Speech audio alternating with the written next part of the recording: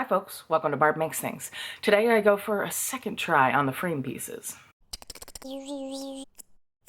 Barb Makes Things!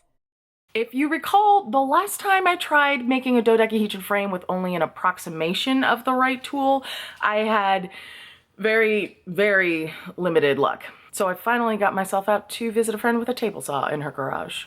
I set the angle using both the gauge on the table saw and that laser cut piece I made previously.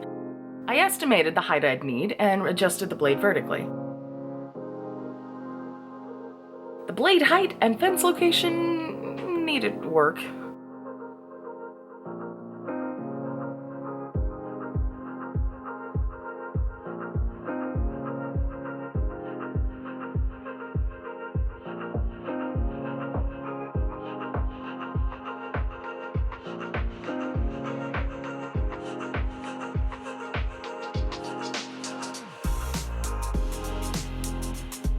Testing and focusing in on the settings resulted in a piece of wood whose end looks like this. Not what I'm going for, but kind of fun and potentially of use in a future project.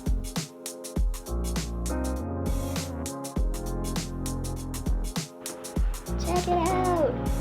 Yeah, this is way better. Another thing I did differently was that I used a 2x8 rather than a 2x4. As expected, this worked better. There's always an unusable chunk that can't have any more angle pieces ripped from it. With a 2x8, the amount of unusable wood is halved.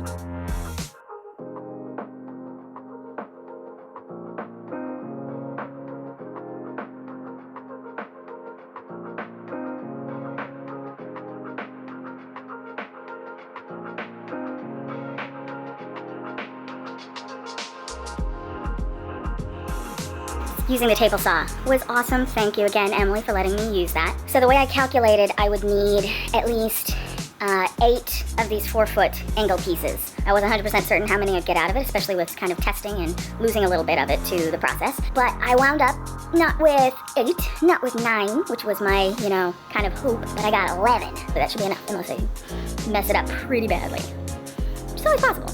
Wanna see? Not all perfect at the end, but pretty cool looking. I did the next step with the chop saw at Rediscover Center, which is laid out for working with larger lumber in a way that crash space isn't, so I didn't have to do any weird angling of the chop saw this time. I squared up the chop saw blade, which was very close, but goodness gracious, precision is important with a thing like this.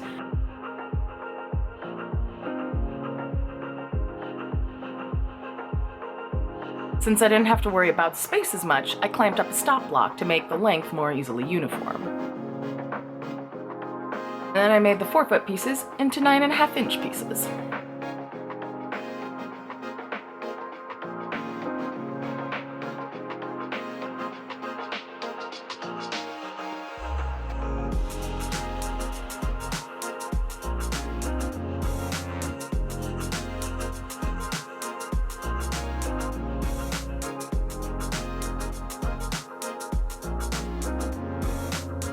I didn't get to start putting them together. For one thing, I'm gonna have to build something to properly align and attach these, and I'm still parsing through options. For another, I'm getting ready for a couple conferences. I'll be at the Maker Educator convening this next weekend and the California STEAM Symposium the weekend after that, so there will be a brief pause in this project. I might be able to show you some fun stuff from those events. If you haven't gathered by this, the 7th video in this series, this project is a marathon, not a sprint. In fact, this is the most complex project I've taken on ever.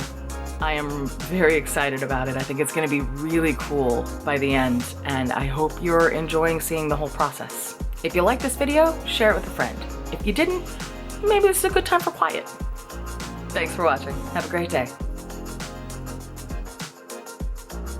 Make sure to take a look at some of my other builds and how-tos. There are a lot of them. Don't forget to subscribe, and if you click the little bell, you'll be notified whenever I upload a new video. If you'd like to get videos a little early and support my channel, you can visit my Patreon page. Thanks for watching. Have a great day.